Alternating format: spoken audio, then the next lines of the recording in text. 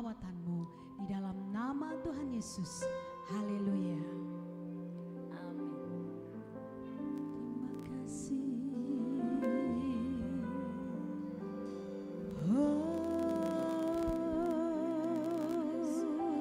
Terima kasih Yesus. Engkau sungguh baik, Kau sangat baik, Kau luar biasa, Bapa yang selalu menyertai, Bapa yang selalu menuntun langkah kami, yang selalu pelihara hidup kami. Kami bersyukur buat kasih-Mu. Kami bersyukur Tuhan.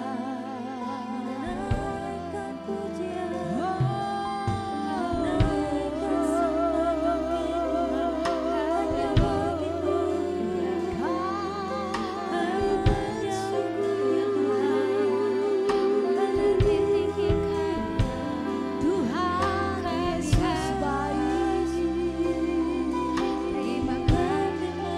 Tuhanku luar biasa.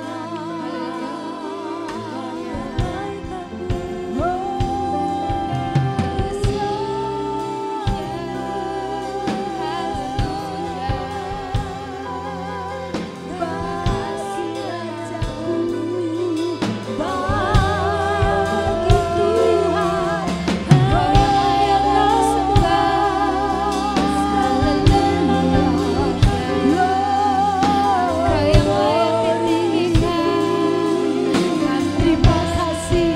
Inilah pujian penyembahan kami, inilah ucapan syukur kami.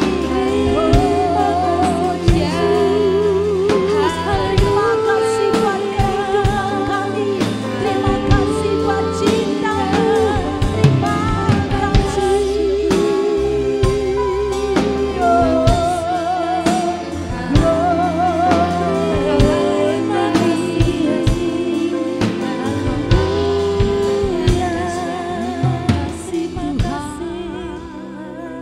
Kau yang selalu pelihara hidup kami, Kau yang selalu menuntun kami. Terima kasih. Kasih-Mu tidak pernah terbatas Tuhan. Sepanjang usia hidup kami, Kau pelihara hidup kami.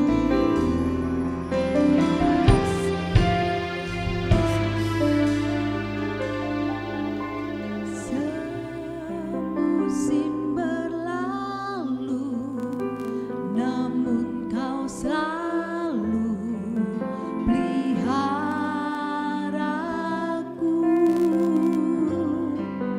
Kasih dan setia-Mu tak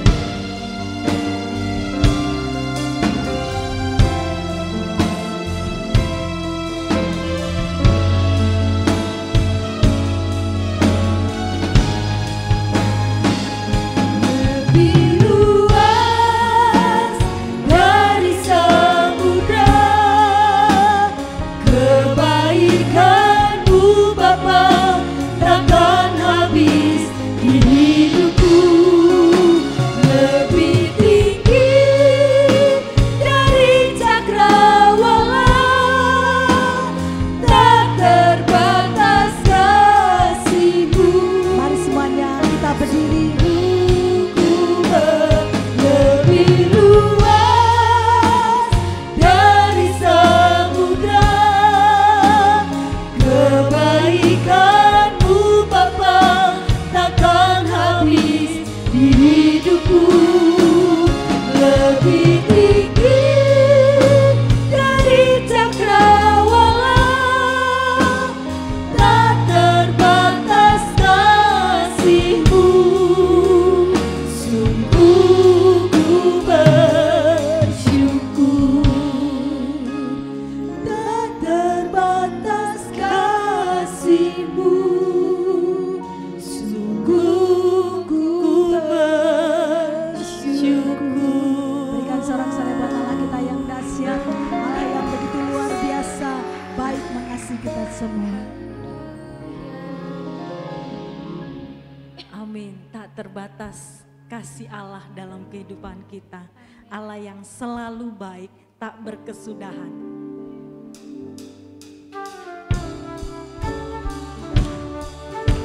Mari kita bersorak-sorai untuk Tuhan kita.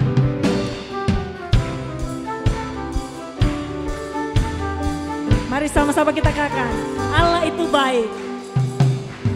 Allah itu baik, sungguh baik bagiku. Ditunjukkannya kasih setianya, Dia menyediakan yang ku perlukan,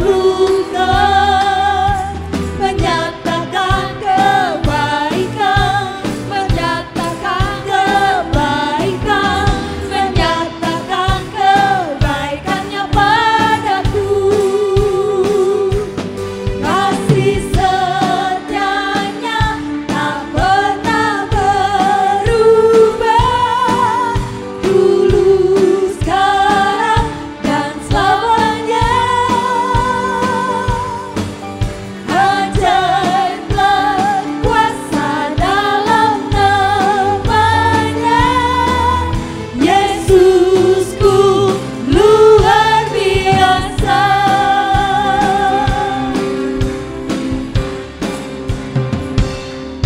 Allah itu baik, sungguh baik bagiku.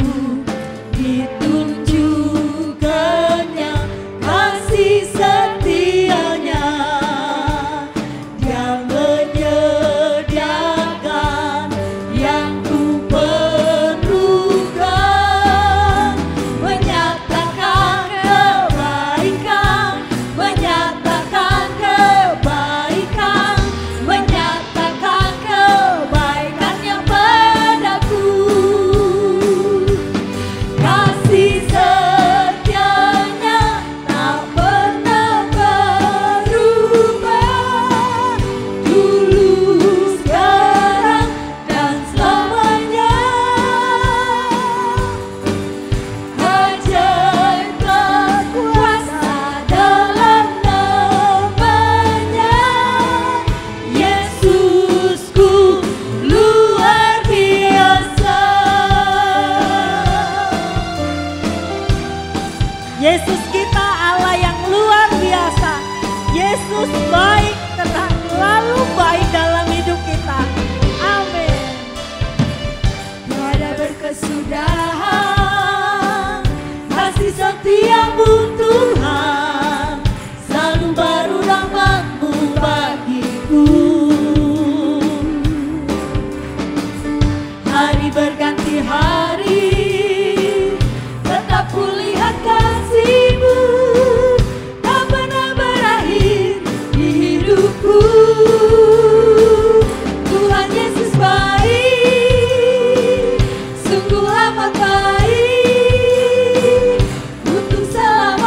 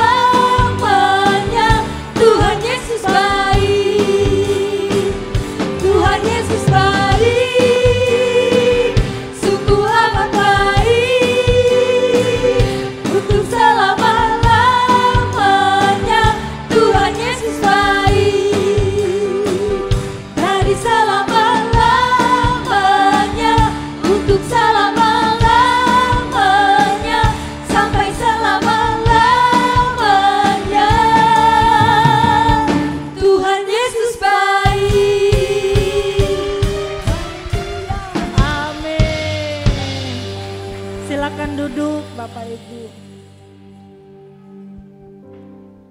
Kita akan mempersiapkan diri kita lebih dalam lagi. Kami bersyukur Tuhan, mempunyai Engkau Allah yang luar biasa dalam kehidupan kami. Engkau yang tahu Tuhan, Engkau yang selalu mendengar setiap doa kami. Engkau yang melihat setiap pergumulan kami Tuhan. Kami berterima kasih Tuhan.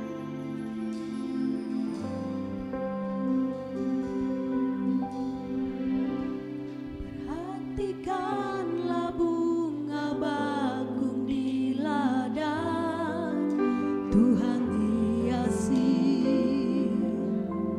tanpa bekerja. Apalagi kita orang percaya, Tuhan pelihara, Tuhan cukupkan. Perhatikan burung-burung di udara, Tuhan beri makan tanpa bekerja. Apalagi kita kesayangannya, Tuhan pelihara, Tuhan sediakan. Saat kau perlu Tuhan tahu, saat kau minta Tuhan dengar, saat percaya Tuhan bekerja, saat menangis Tuhan tahu, saat berdoa Tuhan dengar, saat bersyukur Tuhan berkati.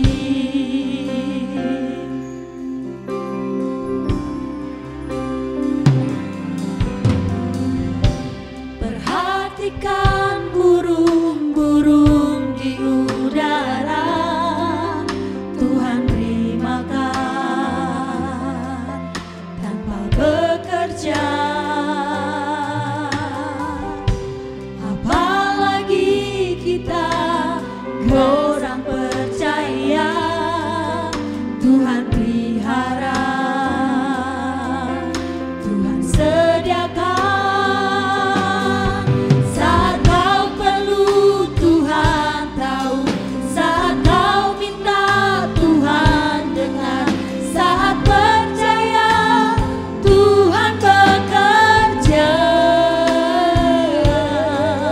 saat menangis Tuhan tahu, saat berdoa Tuhan dengar, saat bersyukur Tuhan berkati. Mari Bapak Ibu, saya kembali, saya undang bangkit berdiri. Kau Tuhan lebih dari cukup, kasih-Mu Tuhan. Kau Tuhan lebih dari kata, janji-Mu pasti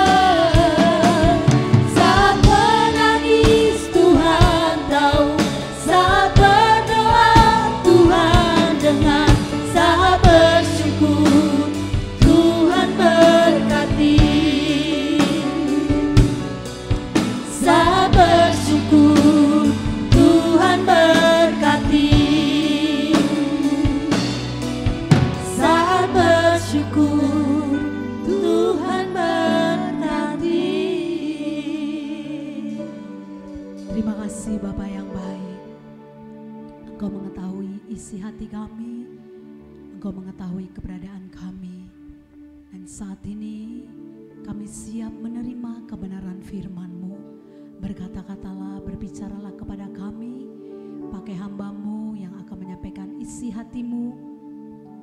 Biar Engkau Tuhan memperlengkapi dengan hikmat marifat yang daripada-Mu, dan kami semua diberkati dengan kebenaran firman-Mu. Terima kasih Bapa yang baik, terima kasih di dalam nama Tuhan Yesus. Haleluya. Amin. Amin. Haleluya. Silakan duduk Bapak Ibu Saudara. Shalom Bapak Ibu. Mohon maaf lahir dan batin bagi kita semua, juga bagi saudara-saudara kita yang merayakan Idul Fitri. Saudara yang kasih, masih dalam suasana pengorbanan Tuhan Yesus bagi saudara dan saya. Saudara, Tuhan sayang banget sama saudara, percaya amin? Betul? Ya, saudara, hari-hari ini kita pasti sadar bahwa kita punya darah di dalam tubuh kita, saudara. Ya, darah itu mengalir di dalam tubuh kita.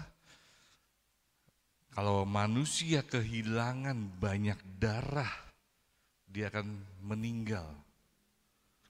Ya, saudara, ada fakta unik mengenai darah. Jadi darah itu adalah suatu cairan dalam tubuh makhluk hidup. Semua makhluk hidup, ya binatang, hewan, sama manusia itu memiliki darah. Fungsinya mengirimkan zat oksigen yang dibutuhkan oleh tubuh kita. Nah, sudah kasih, volume darah manusia itu hanya sebesar 7 atau 8% dari berat badan manusia. Ini secara fakta aja ya Bapak Ibu. Jadi di dalam tubuh kita tuh ada 3 jenis pembuluh darah. Ya, pembuluh darah arteri, vena, kapiler.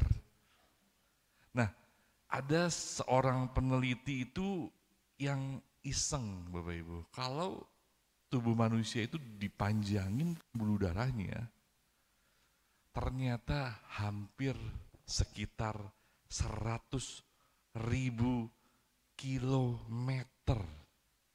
Banyak banget Bapak Ibu, panjang banget.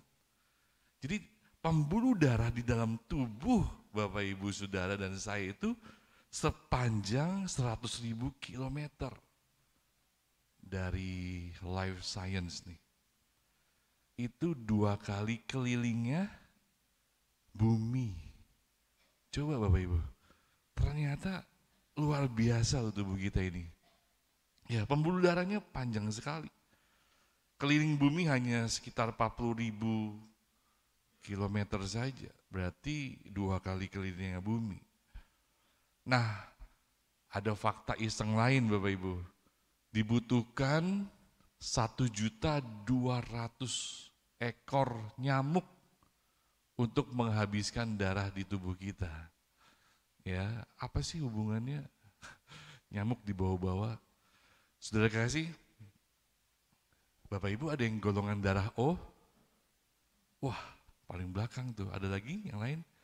Cuman Daud aja. Nah, Bapak Ibu merasa nggak sih kalau di taman sering digigit nyamuk? Ayo, saya merasa loh, jarang digigit nyamuk.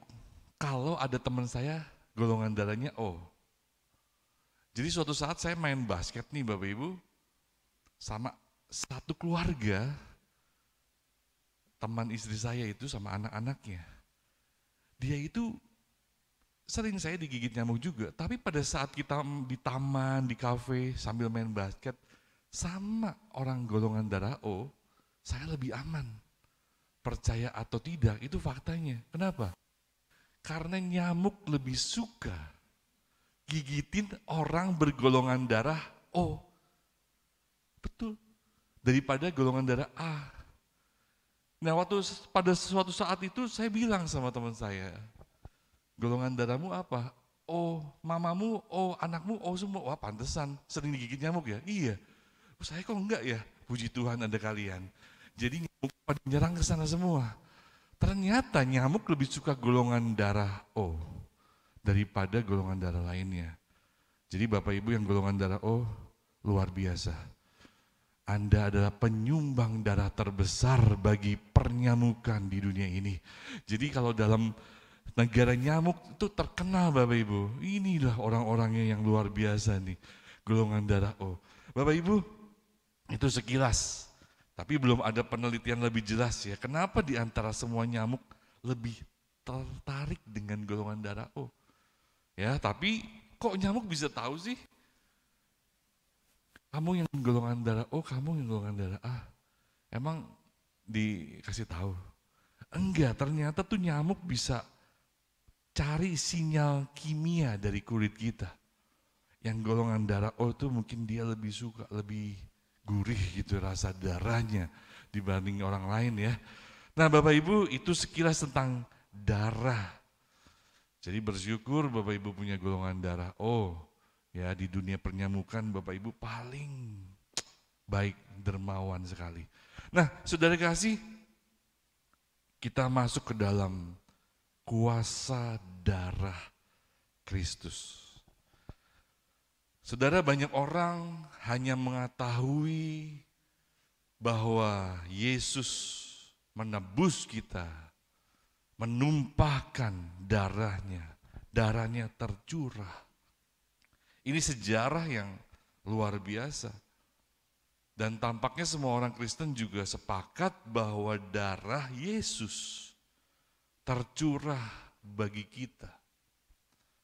Harga yang dibayar untuk keselamatan manusia. Saudara kasih, meskipun saudara dan saya memuji Allah, bersyukur untuk apa yang sudah Tuhan lakukan bagi kita, tapi seringkali kita kurang paham makna dari kuasa darah Yesus yang tersedia bagi kita semua. Saudara, apa itu dosa? Dosa itu sudah ada sebelum manusia ada. Tapi Tuhan tidak menciptakan dosa. Ada itu karena bagian dari ketidaktaatan makhluk ciptaan Tuhan. Awalnya Lucifer itu saudara. Nah kemudian dosa masuk ke dalam manusia di saat manusia pertama tidak taat pada perintah Allah. Nah dosa identik dengan hutang. Saudara tahukah konsekuensi dari dosa adalah kematian, maut, kebinasaan yang kekal. Nah, maka harus ada darah. Darah itu kan dianggap nyawa, saudara. Harus ada darah untuk membayar, untuk menebus dosa itu.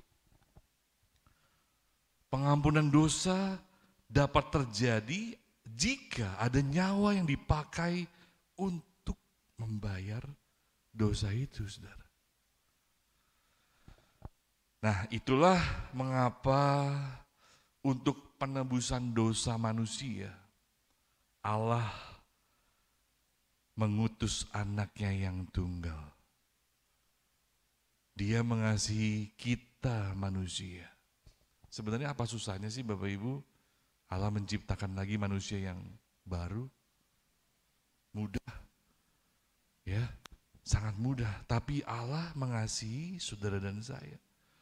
Saudara yang diutus dari surga itu bukan malaikat Gabriel, bukan malaikat Mikael, bukan malaikatnya. Tetapi siapa? Anaknya sendiri yang dia punya yang terbaik. diutus untuk saudara dan saya. Darahnya tercurah, saudara. Yang terbaik yang Allah punya. Berarti betapa kita dikasihi oleh Tuhan, saudara. Ya, saudara, di dalam Roma 5 ayat 12, kita akan baca ayat ini, saudara. Kalau saudara bisa ketemu atau saudara bisa melihat di atas ini tayangan, kita bisa baca bersama-sama. Roma 5 ayat 12. Kita baca bersama-sama 2, 3. Sebab itu sama seperti dosa telah masuk ke dalam dunia oleh satu orang, dan oleh dosa itu juga maut. Demikianlah maut itu telah menjalar kepada semua orang, karena semua orang telah berbuat dosa. Jadi jelas Bapak Ibu, sejak Bapak Ibu lahir, sebelumnya dalam kandungan sudah berdosa. Itu betul-betul disebut dosa warisan atau dosa secara universal, Bapak Ibu. Jadi Adam, kepala manusia ini berdosa, tidak taat pada perintah Tuhan, sehingga dosa itu menjalar kepada semua orang. Sehingga semua orang telah berbuat dosa. Walaupun dia belum lahir pun, dia sudah dalam kandungan, dia sudah berdosa, Bapak Ibu. Nah, kesalahan Adam ini menjadi kesalahan seluruh umat manusia. Seringkali kita nyalain, aduh Bapak Adam sih ya, coba kalau saya yang di situ, mungkin nggak saya makan buah itu gitu. Belum tentu Bapak Ibu. Ya, kita nggak usah menyalahkan begitu.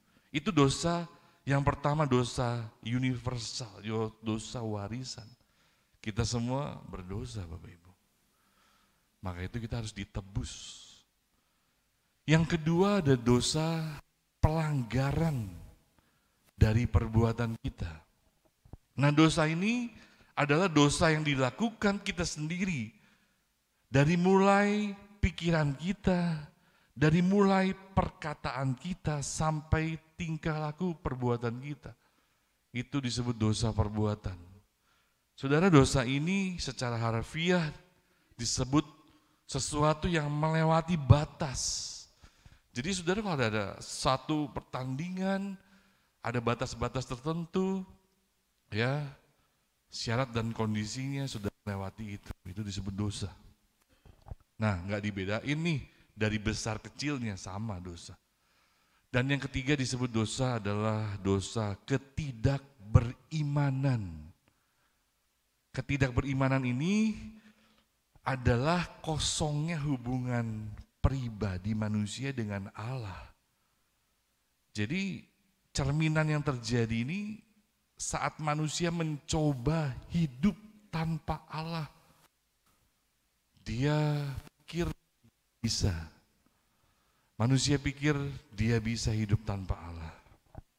Saudara, mereka tahu Allah, tapi mereka tidak mengenal Allah dan gak mau tahu Allah.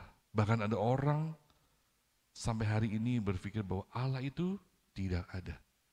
Dosa ketidakberimanan. Saudara yang kasih dalam Tuhan, selain dosa itu ada akibatnya. Akibat dosa adalah maut. Di dalam Roma 6 dikatakan sebab upah dosa ialah maut. Pada saat engkau memakan buah itu, engkau akan mati.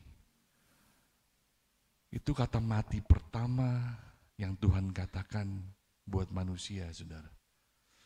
Dan manusia masuk ke dalamnya. Maut terdiri dari apa? Yang pertama, kematian tubuh jasmani. Saudara, pada saat manusia pertama makan buah itu, dia melanggar perintah Tuhan, dia nggak langsung mati. Tapi nanti dia akan mengalami kematian tubuh secara jasmani. Dan itu turun-temurun sampai hari ini, semua kita yang namanya manusia pasti akan mengalami kematian tubuh. Ini adalah pemisahan roh jiwa dengan tubuh kita. Tubuh kita kembali ke tanah, tapi roh kita kembali kepada Allah yang mengaruniakannya.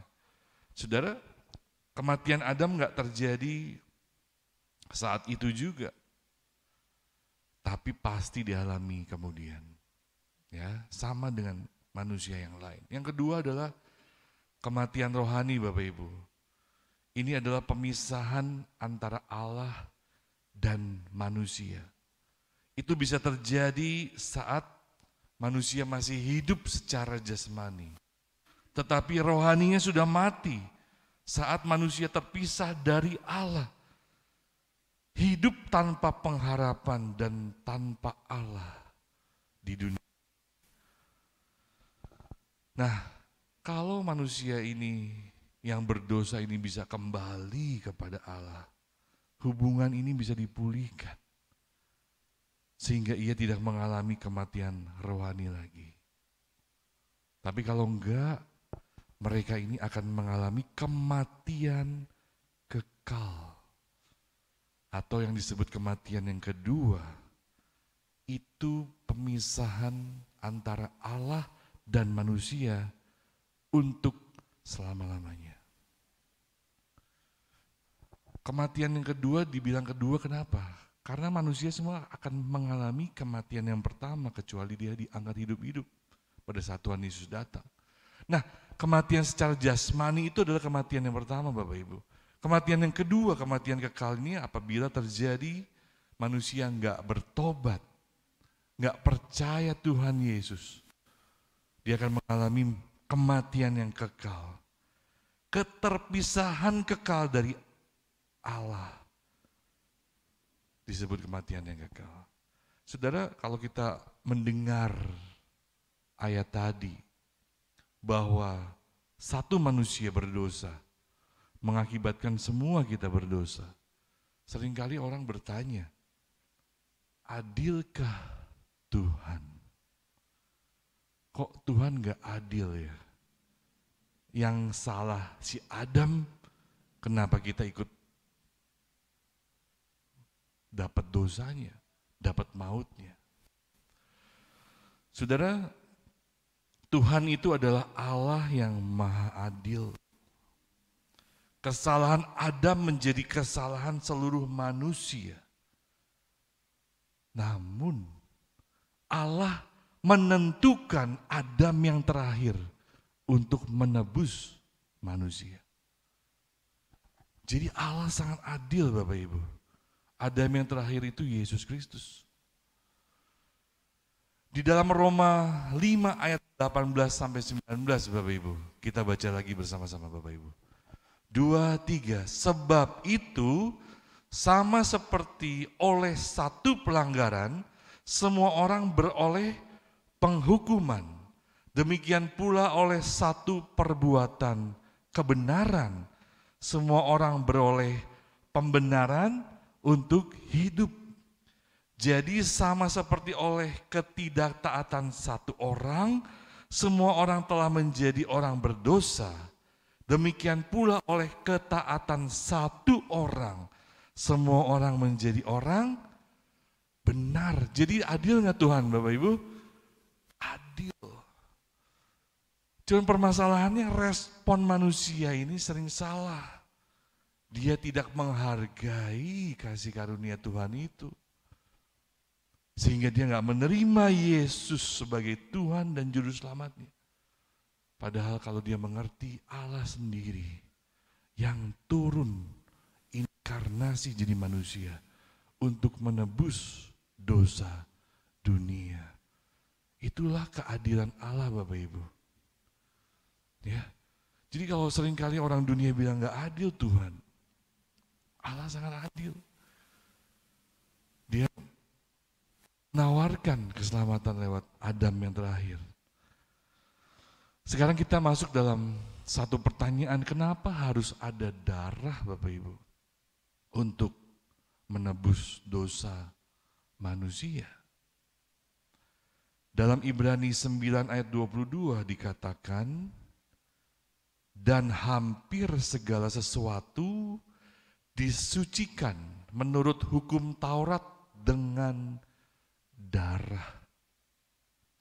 Ya, kalau Bapak Ibu baca di dalam kitab Perjanjian Lama, selalu tuh ada korban yang dikorbankan, binatang, hewan, untuk menggantikan dosa. Jadi hewan yang enggak berdosa digantikan, dikorbankan untuk manusia yang berdosa. Jadi harus ada darah, dan tanpa penumpahan darah tidak ada pengampunan. Makanya Tuhan Yesus datang untuk apa? Menggenapi hukum Taurat itu Bapak Ibu. Bukan mentiadakannya. Nah saudara, jadi harus ada darah yang dicurahkan. Kematian Yesus bukan kekalahan. Seringkali manusia bilang Tuhanmu kalah di kayu salib kok mati. Tuhan bisa mati. Padahal dia punya rencana yang luar biasa. Saudara, dalam Perjanjian Lama, kalau saudara melihat saat Adam dan Hawa jatuh dalam dosa, di Kejadian 3 ayat 21, dan Tuhan Allah membuat pakaian dari kulit binatang untuk manusia dan untuk istrinya itu, lalu mengenakannya kepada mereka. Sebelumnya Adam dan Hawa sudah pakai dedaunan dari pohon ara untuk menutupi kemaluannya. Tetapi kenapa digantikan oleh Tuhan? Karena enggak ada cara lain. Harus Tuhan yang menyediakan itu. Harus ada darah yang tertumpah Bapak Ibu. Makanya di Kejadian 3 ayat 21, Tuhan Allah berinisiatif membuat pakaian dari kulit binatang. Jadi ada binatang yang dikorbankan untuk menutup dosa manusia itu Bapak Ibu. Ada darah yang tercurah yang dikorbankan. Daun pohon ara nggak bisa, makanya digantikan. Nah, ketika Allah menggantikan daun pohon ara yang dipakai manusia itu untuk menutupi ketelanjangannya dan digantikan dengan kulit binatang, saat itulah Allah memberikan pelajaran bagi manusia bahwa ketelanjangan manusia dari dosa-dosa tidak dapat diselesaikan dengan cara apapun atau kekuatan manusia sendiri. Makanya saudara, kalau saudara manusia zaman sekarang yang beramal, membuat kebaikan untuk keselamatan itu gak ada artinya. Bukan itu caranya. Caranya harus dari Tuhan sendiri. Saudara ingat peristiwa Ishak yang harus dikorbankan. Tetapi Tuhan menggantikannya dengan domba yang harus dikorbankan. Yang menyediakan itu adalah Tuhan Allah.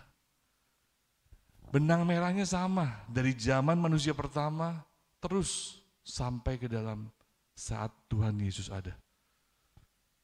Gak ada cara lain, hanya anak domba Allah tanpa dosa, darahnya tercurah untuk kita semua Bapak Ibu.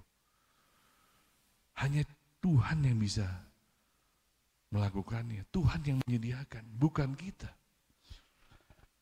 Dalam Perjanjian Baru, di dalam Matius 26 ayat 28 dikatakan, sebab inilah darahku, darah perjanjian yang ditumpahkan bagi banyak orang untuk pengampunan dosa. Jadi saudara, oleh karena itu Allah menyediakan tubuh dari daging dan darah datang ke dunia sebagai manusia menyelamatkan kita semua. Yesus dikorbankan, dosa dihapuskan, hubungan manusia dengan Allah dipulihkan kembali.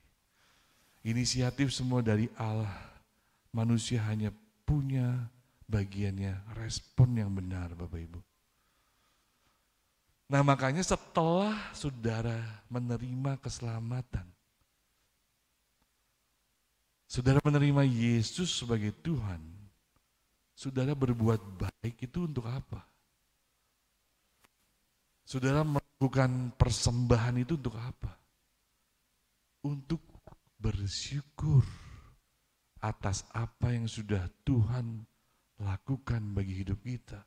Bukan untuk dapat keselamatan. Ya, seringkali orang berbuat baik, melayani Tuhan, memberikan persembahan untuk selamat. Saudara salah. Saudara sudah diselamatkan dulu saat kita menerima Yesus. Nah, sehingga sekarang saudara melayani Tuhan, saudara berbuat baik, saudara memberikan korban syukur, kemuliaan bagi Tuhan, itu karena sudah apa yang Tuhan lakukan itu bagi kita. Nah, saudara, ada makna kuasa darah Yesus. Yang pertama adalah penebusan. Saudara kasih, penebusan ini adalah pembebasan dari sesuatu yang jahat dengan bayar harganya. Ya. Artinya lebih dari sekedar pembebasan saja kalau penebusan itu. Saudara, dalam 1 Petrus 1 dikatakan sebab kamu tahu bahwa kamu telah ditebus dari cara hidupmu yang sia-sia. Yang kamu warisi dari nenek moyangmu itu. Jadi perbuatan baik yang manusia lakukan, kalau enggak mengakui Yesus sebagai Tuhan, itu sia-sia Bapak Ibu. Itu adalah cara hidup yang lama, yang sia-sia. Bukan dengan barang fana, bukan dengan perak atau emas, melainkan dengan darah yang mahal, yaitu darah Kristus. Sama seperti darah anak domba yang tak bernoda dan tak bercacat. Sama Bapak Ibu. Domba atau binatang yang dikorbankan untuk menutupi ketelanjangan manusia pertama, itu enggak dosa kan dombanya.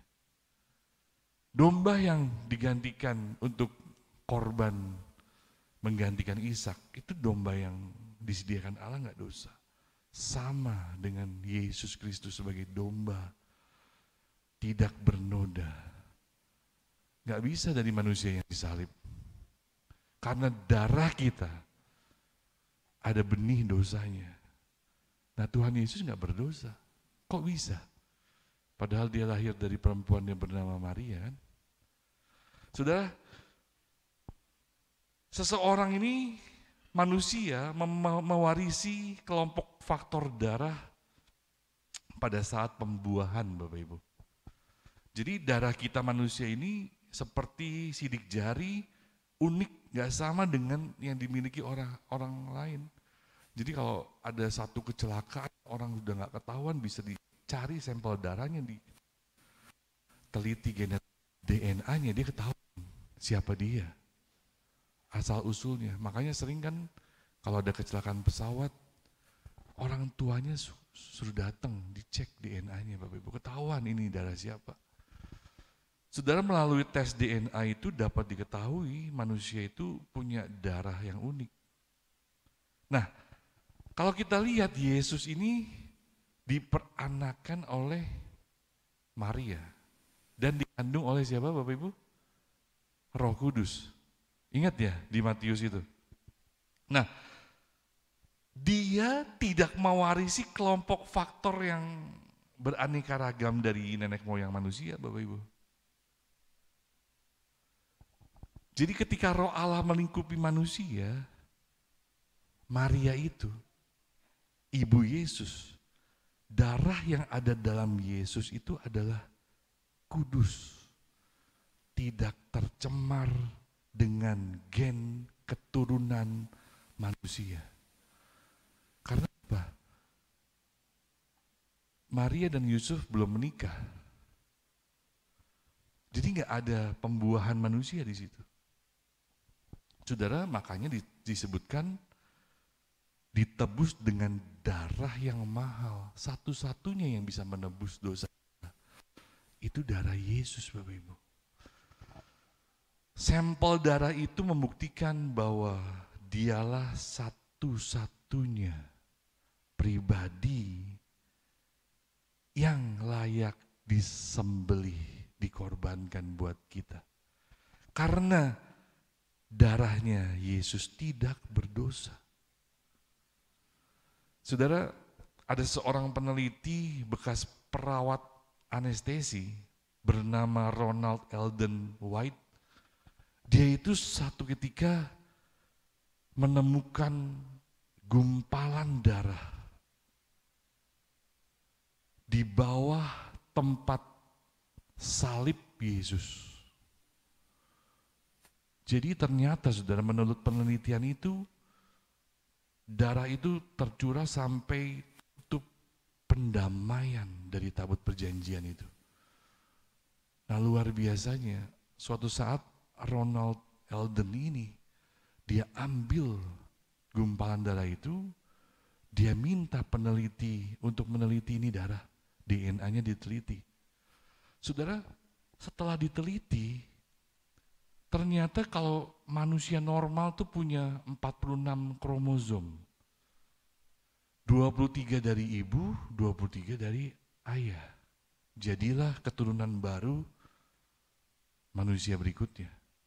Tetapi darah ini hanya mempunyai 24 kromosom, Bapak Ibu. 23 kromosom dari ibu dan 1 kromosom Y laki-laki dari siapa nggak tahu. Nggak lengkap kromosomnya, harusnya 23 lagi supaya jadi manusia. Harusnya ini nggak jadi manusia nih darahnya. Terus yang meneliti itu nggak tahu itu darah siapa. Dia tanya ke Ronald ini, itu darah siapa? Ronald bilang sambil nangis, itu darah Mesiasmu. Ternyata dia teliti itu darah Yesus. Saudara, banyak orang berpikir bahwa ini adalah satu kebodohan. Karena darah itu kalau sudah keluar dari tubuh manusia hanya tahan 2 minggu. Setelah itu sel-selnya mati semua.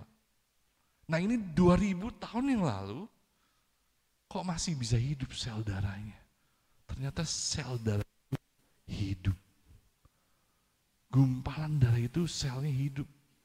Sampai diteliti bahwa betul 23 kromosom Maria, 1 kromosom dari Roh Kudus, Bapak Ibu. Saudara, percaya atau enggak percaya, saya enggak terlalu pusing dengan hal ini. Yang saya percaya bahwa Yesus, anak Allah itu, sudah mati menggantikan kita semua. Amin, Bapak Ibu. Ini salah satu kesaksian yang luar biasa. Jadi darah Yesus menjadi kuasa penebusan kita dari dosa. Yang kedua, Bapak Ibu, darah Yesus ini memperdamaikan. Di dalam Roma 3 ayat 25, Kristus Yesus telah ditentukan Allah menjadi jalan pendamaian karena iman dalam darahnya.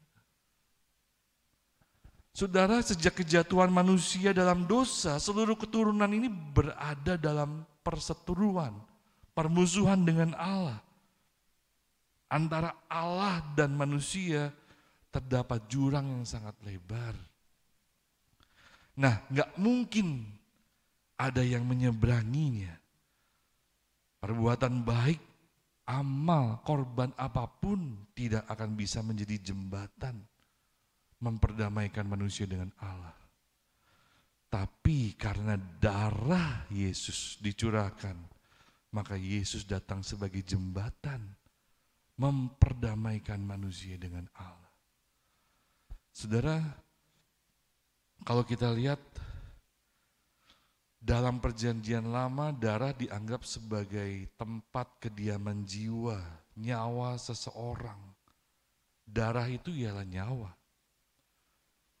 Jadi darah yang dicurahkan itu adalah nyawa yang hilang gitu. kematian hewan korban sembelihan yang tidak bersalah ini mendamaikan dosa umat Israel. Jadi hewan yang gak bersalah itu menggantikan tempat manusia yang bersalah. Sama kematian Yesus. Dia yang gak bersalah menanggung dosa dunia, menerima kematian dengan mencurahkan darahnya, menjadi pendamaian antara saudara, saya, manusia dengan Allah Bapa kita. Yang ketiga Bapak Ibu, darah itu menyucikan. Banyak manusia hidup saat ini dalam guilty feeling Bapak Ibu. Rasa bersalah yang terlalu dalam sehingga gak kuat mengakhiri hidupnya dengan bunuh diri. Saudara, hidup dalam keputusasaan, tidak ada harapan, karena mereka gak bisa melupakan masa lalu. Ya, mereka disiksa oleh ingatan yang membuat depresi, stres. Nah, saudara tahu gak, iblis itu tahu nih masalah ini. Ya, banyak manusia yang ingat terus, tertuduh terus.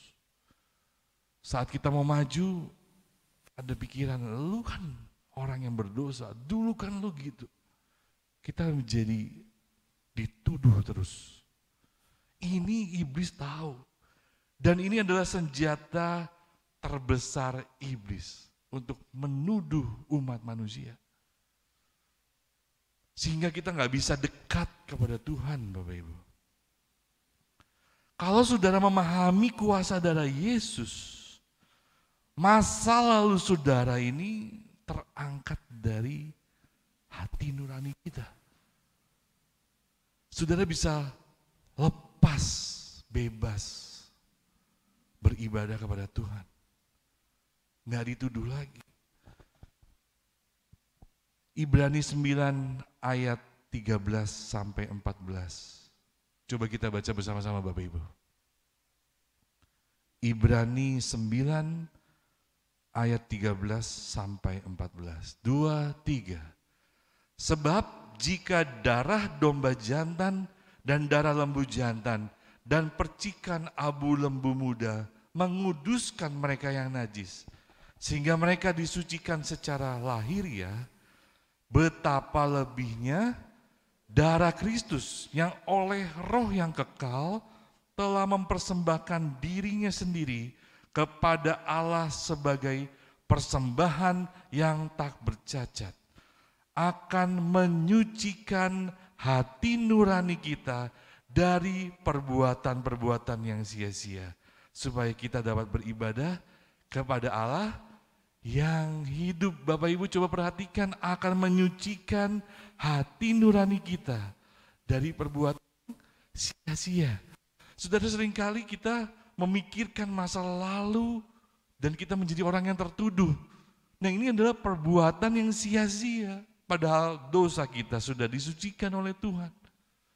Saat itu, pada saat saudara menerima Yesus, dosa itu otomatis disucikan oleh Tuhan. Harusnya hati nurani kita juga disucikan. Hari ini saudara gak perlu menggali dosa-dosa yang lama. Jika saudara membuka tempat sampah yang sudah lama saudara, baunya pasti apa?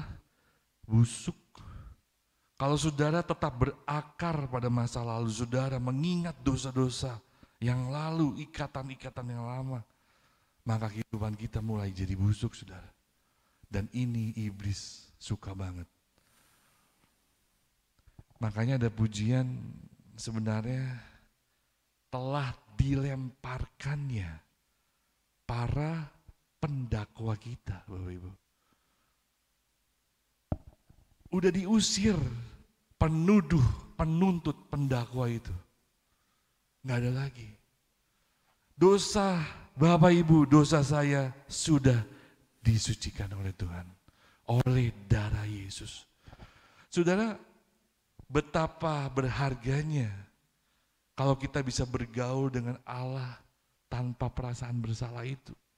Makanya ayat tadi Ibrani yang kita baca akan menyucikan hati nurani kita dari perbuatan yang sia-sia, supaya kita dapat beribadah kepada Allah yang hidup. Saudara beribadah kepada Tuhan dengan hati yang tenang. Dosa-dosa saudara yang lalu sudah dihapuskan oleh Tuhan. Sekarang saatnya saudara hidup dalam kebenaran. Maju tanpa rasa bersalah lagi saudara. Saudara hidup terus dalam terang. Dosa yang dulu sudah gak ada lagi. Kalau surga sudah melupakan, masa saudara masih ingat-ingat itu saudara? Oleh kuasa darah Yesus, kita sudah disucikan oleh Tuhan. Terimalah apa yang dilakukan oleh darah Yesus bagi saudara. Darah Yesus anaknya itu menyucikan kita daripada segala dosa. Apa yang harus sekarang kita lakukan Bapak Ibu? Jangan sia-siakan pengorbanan Yesus. Makanya setiap kali kalau kita berkesempatan untuk melakukan perjamuan kudus saudara, itu lakukanlah dengan segenap hati. Itu bukan hanya sekedar lambang. Saudara, ada 3 arti dari perjamuan kudus. 3 pandangan maksud saya. Ada yang pertama disebut transubstansiasi. Jadi tubuh dan darah Yesus itu betul-betul berubah menjadi roti dan anggur. Gitu. Makanya banyak orang yang menganggap itu betul-betul tubuh Yesus, darah Yesus. Jadi nanti kita tuh mengkultus individukan itu ada kuasanya tuh, tapi bukan kuasa Tuhan. Ini.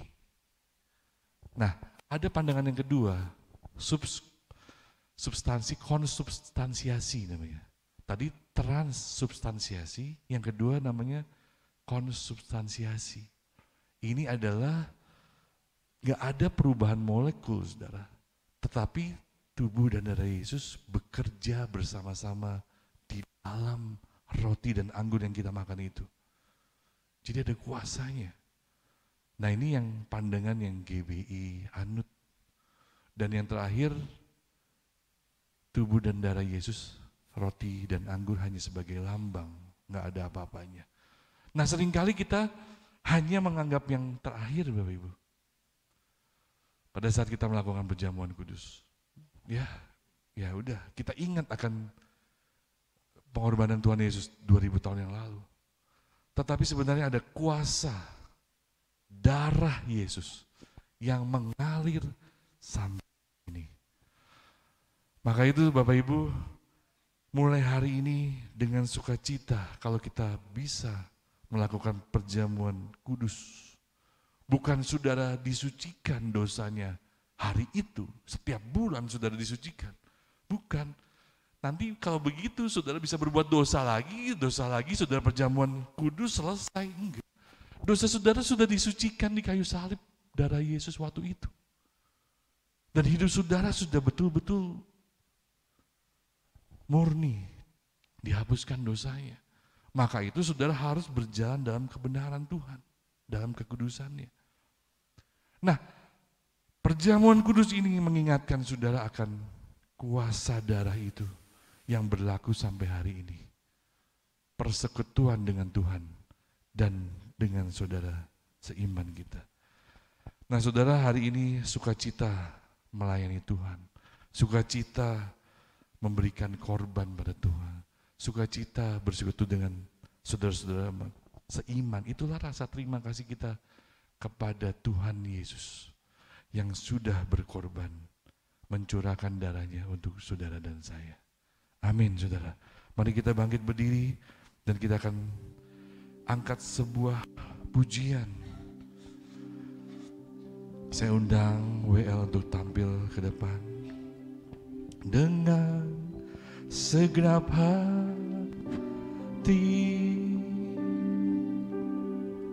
dengan segenap jiwa, dengan kekuatanku, ku sembah Kau Tuhan. Ku sembah Kau Tuhan. Dalam kekudusan, Dalam kekudusan-Mu, ku angkat tanganku. ku angkat tanganku. Ku rindu selalu, Ku rindu selalu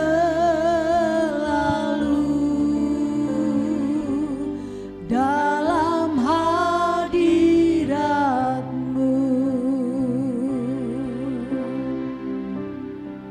Sebab Engkau yang kudus,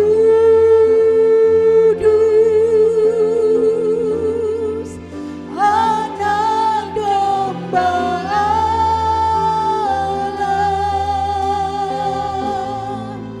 Darah-Mu tercurah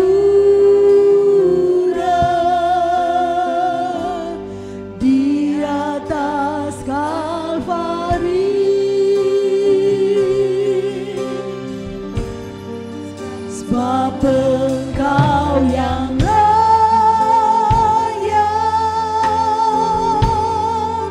terima pujian,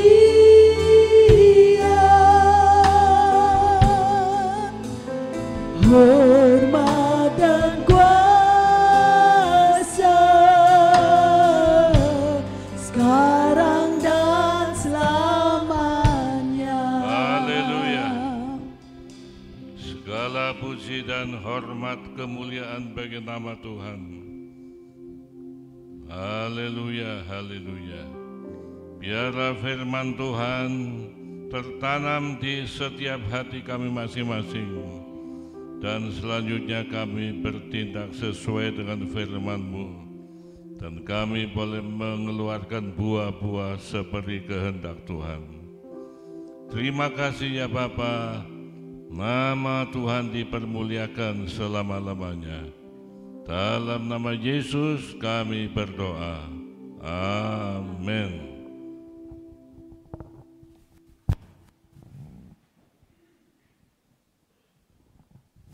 Berita gereja.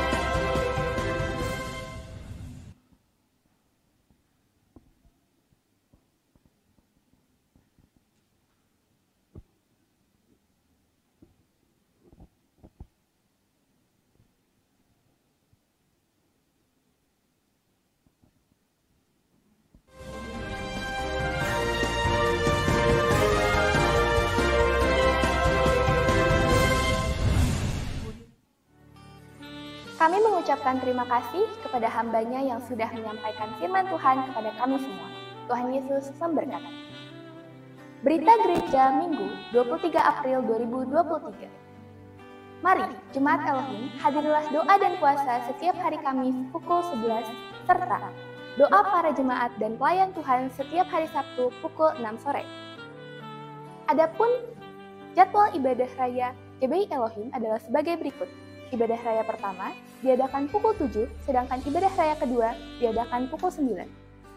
Untuk Bapak dan Ibu yang memiliki putra atau putri, silakan membawa putra dan putrinya untuk mengikuti ibadah sekolah minggu pada pukul 8.15. Dan untuk para anak muda, silakan mengikuti ibadah youth seperti biasa di hari Minggu pukul 9.30. Sekian berita gereja yang dapat saya sampaikan. Tuhan Yesus memberkati.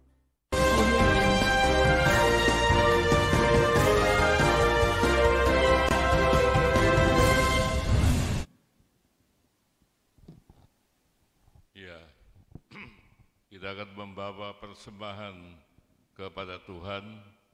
Firman Tuhan mengatakan, muliakanlah Tuhan dengan hartamu dan dengan hasil pertama dari segala penghasilanmu. maka lumbung-lumbungmu akan diisi penuh sampai melimpah-limpah, dan bejana pemerahanmu akan meluap dengan air buah anggurnya. Mari kita tunduk dan berdoa.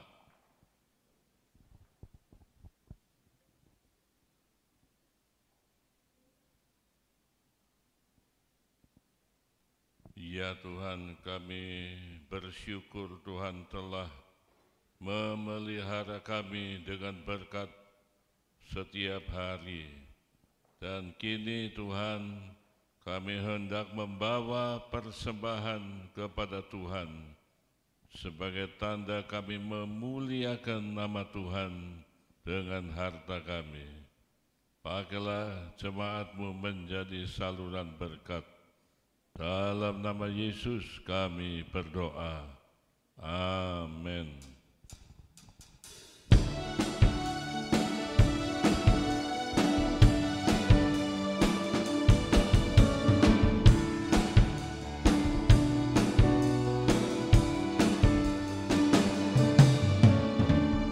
Datanglah ke bait-Nya dengan hati bersyukur, ke dalam pelataran-Nya dengan hati bersuka rasakan, dan lihatlah betapa baiknya Tuhan bagi yang berlindung padanya. Akan bersorak-sorai, akan bersorak-sorai, bersyukurlah kepada Tuhan, sebab Dia baik, bahwasannya selamanya kasih setianya. Bersyukurlah kepada Tuhan, sebab Dia baik, bahwasannya itu selamanya kasih setianya.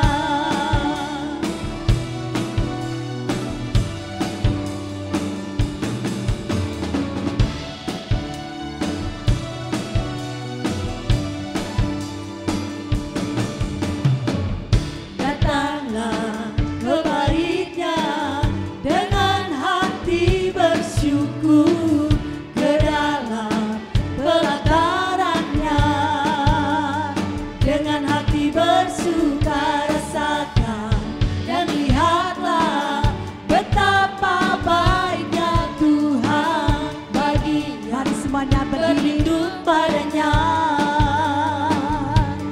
Akan bersorak-sorai, akan bersorak-sorai, bersyukurlah kepada Tuhan, sebab Dia baik, bahwasannya selamanya kasih setianya. Bersyukurlah kepada Tuhan, sebab Dia baik, bahwasannya itu selamanya kasih setianya. Bahwasannya itu selamanya, bahwasannya itu selamanya, bahwasannya itu selamanya kasih setianya.